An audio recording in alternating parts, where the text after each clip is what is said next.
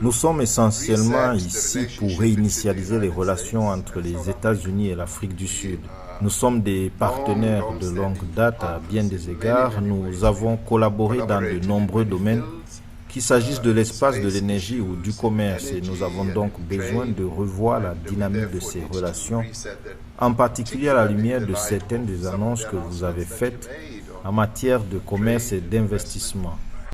Le président sud-africain qui a effectué une visite de 4 jours aux États-Unis espère raviver une coopération stratégique en assouplissant la politique américaine sur le plan économique et diplomatique. En effet, les USA restent le deuxième partenaire commercial de l'Afrique du Sud après la Chine. La menace d'une taxe de 31% sur les importations sud-africaines, actuellement suspendue, ferait peser un lourd fardeau sur l'emploi local.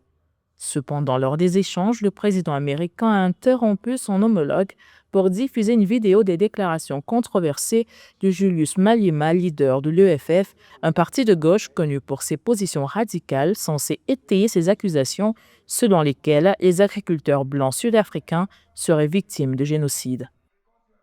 Les Afrikaners fuient la violence et les lois racistes en Afrique du Sud. Vous voulez des preuves, je vais vous les donner. Vous me demandez ce que j'aurais dû faire, eh bien, ce qui semblait juste.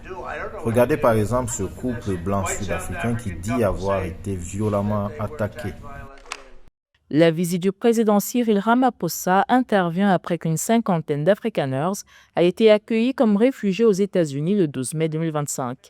Une initiative vivement contestée par les autorités. Les tensions sont montées d'un cran entre les deux nations en mars avec l'expulsion de l'ambassadeur d'Afrique du Sud à Washington, Ebrahim Rassoul, accusant Trump de mobiliser le suprémacisme blanc et d'essayer de projeter la victimisation blanche comme un sifflet à chien. Pour les experts, il pourrait être difficile pour les deux nations de maintenir des rapports qui bénéficient à leurs populations respectives.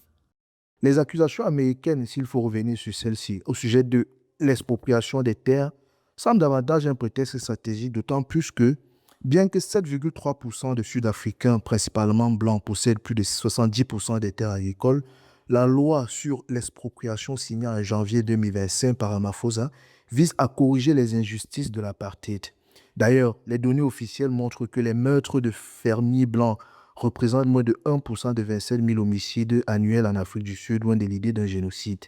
Ces accusations, amplifiées par des figures comme Elon Musk, semble servir à Washington de prétexte pour pousser Pretoria à des concessions commerciales, notamment sur les règles du Black Economic Empowerment, que Trump souhaitera assouplir pour des entreprises comme Tesla ou Starlink.